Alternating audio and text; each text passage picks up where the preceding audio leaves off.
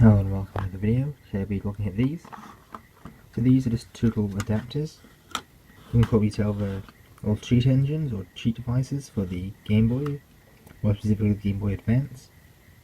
These two came together in little packages like this. I've of course opened it already, so it's not much unboxing to see. But as you can see, these two look very similar. Other than the difference in colour, this one has labels where this one doesn't. With the same screws, same little space for a little thing like this. Of course with this one, if we look, this is nice and smooth, whereas on this one there's a texture to it. They both have a button on the left hand side. I think it's probably some sort of reset button, I'm not exactly sure.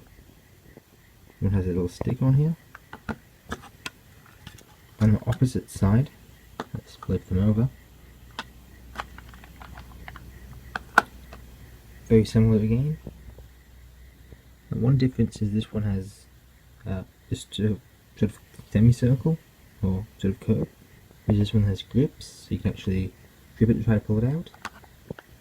So I've got a Game Boy Advance right here, so I think we can plug them in and have a look. So of course, I'll just flip it over. They insert this way. And just run out of game, let's turn it on. As you can see, nothing happens, it's as if we didn't insert a game at all. Let's try it again. This time I want to search just this game, James Bond. It's a original Game Boy game. That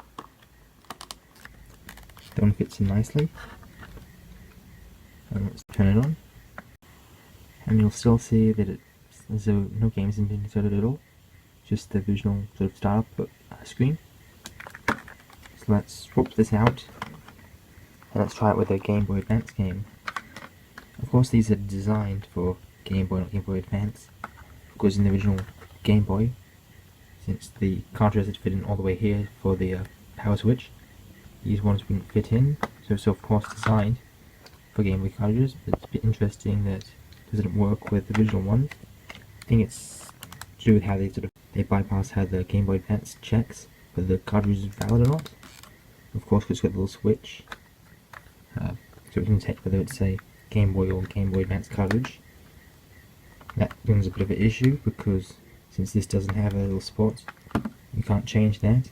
We'll always think it's trying to boot up a Game Boy Advance cartridge, so if it boots up a Game Boy cartridge, I think I have issues in that mode. So of course, it uses this for the region checking for this. And it says Inguzi.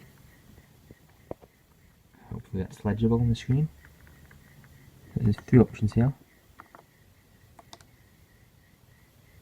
That one is starts up the game normally. Let's try the little switch here.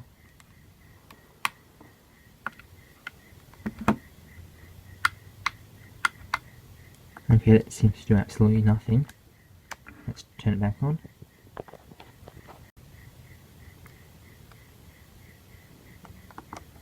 Let's try this option. There's a few options here, I'm not sure what these do. Looks like it's essentially what the cartridge is called. So DKC1. And that code, I'm not exactly sure. That one goes back. We've got a nice little QWERTY keyboard here. Let's just go back. I'm not exactly sure what this does.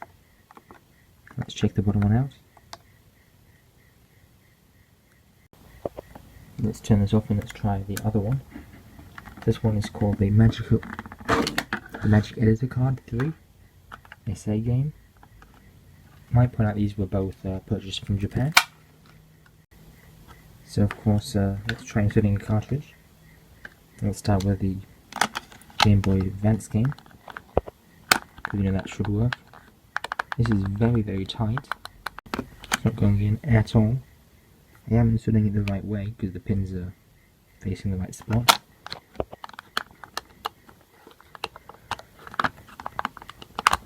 It's very tight. Okay, let's insert this one. I'll be surprised if it says the same thing.